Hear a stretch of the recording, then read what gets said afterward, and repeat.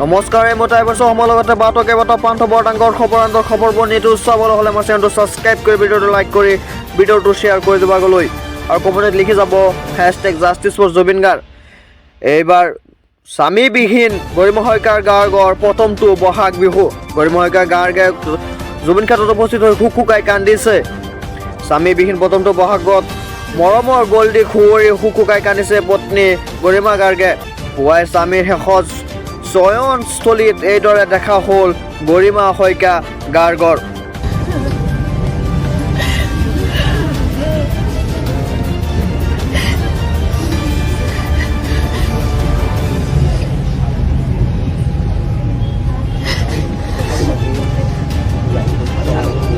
Kita tahu yang Udin.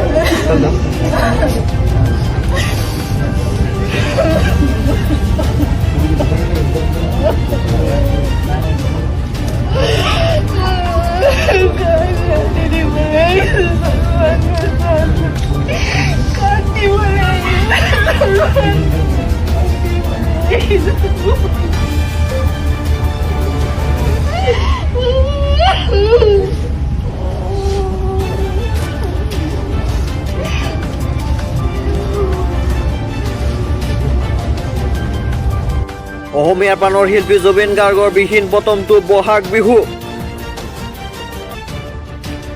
নিঠৰ বহাগত শূন্য বসন্ত বুলি বিহুৰ দিনাই আৱেগিক পোষ্ট গৰিমা গাৰ্গৰ বিহুক আদৰিবলৈ পূৰ্বৰ দৰে অসমীয়াৰ মনত নাই উৎসাহ। 14 এপ্ৰিলৰ পৰা প্ৰায় 2 মাহ বিভিন্ন মঞ্চত গীত গাবলৈ নাই জুবিন গাৰ্গ। অসমীয়াৰ প্ৰাণৰ শিল্পী জুবিন গাৰ্গৰ বিহীন প্ৰথমটো বহাগ বিহু। জুবিনদাৰ বিহীন অসমৰ চকু কোণ শূন্য। এনেই আমাৰ প্ৰতিটো বহাগত আজিৰ দিনটো ঘৰখনত বহুত উলহ মালহ থাকে, কাৰণ 15 তাৰিখৰ পৰা সদায় প্ৰগ্ৰেম আৰম্ভ হয়। গতিকে দাদা বহু ব্যস্ত থাকে, কি পিন্ধিব কি নিপিন্ধিব, কেতিয়া প্ৰগ্ৰেম, আমি এইবোৰ কথা পাতোঁ। মই গুৱাহাটীত বেছিকেলি এটা প্ৰগ্ৰেম এটেণ্ড কৰোঁ সদায়, যিহেতু চাকৰি আছে, মই চব যাব নোৱাৰোঁ। কোনটোত যাম, দাদাই কয় অমুকত যাব নালাগে, বহুত মানুহ হয়, অমুকত যাবি, এনেকৈ সিয়ে ছাজেষ্ট কৰে, তাত যাবি মানুহ কম, যাবলৈ সুবিধা।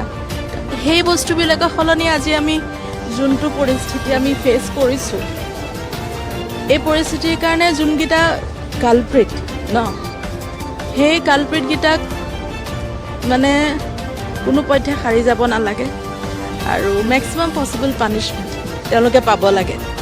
আদালতক এভিডেঞ্চ লাগে, সেইমতে তেওঁলোকে জাষ্টিছটো কৰিব।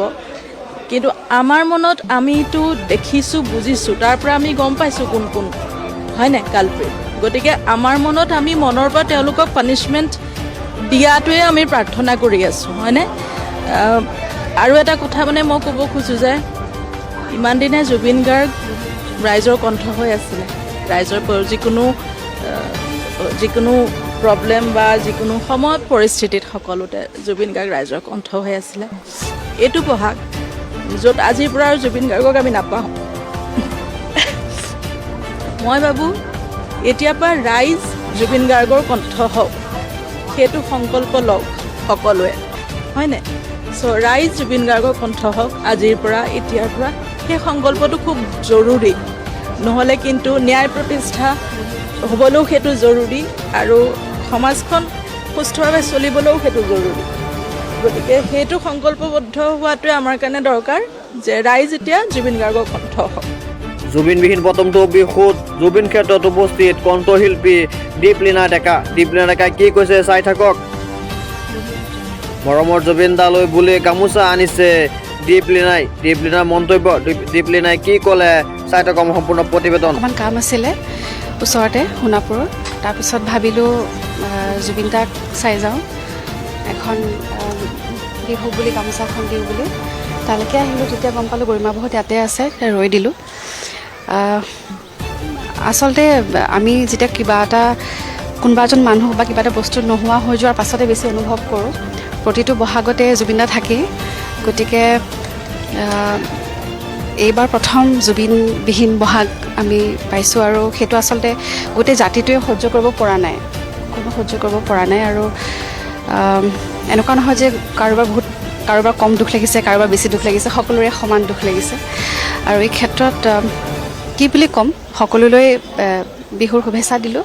লগতে যিহেতু অনুষ্ঠানসমূহ আৰম্ভ হ'ব, জুবিনদাৰ আশীৰ্বাদ ল'বলৈ ইয়ালৈ আহিছিলোঁ, ৰাইজৰ আশীৰ্বাদ ল'বলৈ আহিছিলোঁ। ধন্যবাদ। আমাৰ কাৰণে ৰজা নোহোৱা দেশৰ দৰে কৈছে প্ৰতিম পাঠৰ মন্তব্য।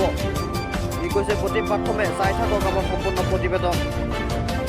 আজি আমাৰ মাজত ৰজাই নাই, জুবিন সদায় আমাৰ মাজত জীয়াই আছে আৰু জীয়াই থাকিব বুলি প্ৰতিম পাঠমৰ মন্তব্য। গৰু বিহুৰ দিনটো জুবিন ক্ষেত্ৰত উপস্থিত হৈ আৱেগিক পাৰ্থ গোস্বামী।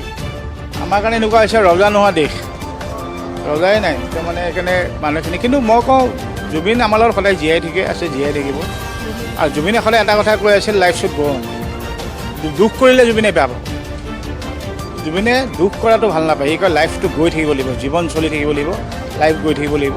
চ' এইটো আমাৰ ডিউটি, আমাৰ কৰ্তব্য। প্ৰত্যেকজন মানুহৰ, অসমৰ মানুহৰ যোনে যেনেকৈ পাৰিছে, কোনোবাই আমাৰ নেচাৰৰ লগত পাৰিছে, কোনোবাই মিউজিকৰ লগত পাৰিছে, কোনোবাই চিনেমাৰ লগত পাৰিছে, চবে নিজৰ ডিউটিখিনি কৰি থাকিলে আমাৰ এনেকৈ চব বস্তু জুবিনে ভাল পাব যদি আমি চবে আগবঢ়াই লৈ গৈ থাকোঁ, তাতকৈ বোধহয় হেপী আৰু জুবিন নাথাকে। আৰু সি যিহেতু আমাৰ লগত থাকিব, সদায় চাই আছে।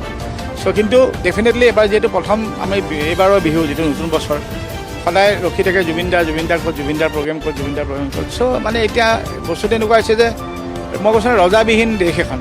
চ' মানে হুদুৰ-মুদুৰ হৈছে, মানুহখিনিও ভাজি লৈছে, দুখ হৈছে। কিন্তু তাৰ মাজেদি আমিও সেই জুবিনৰ লগত থাকি, জুবিন আমাৰ লগত আছে বুলি আমি জুবিনৰ ভালপোৱা কামখিনি আগবাঢ়ি কৰি গৈ থাকোঁ।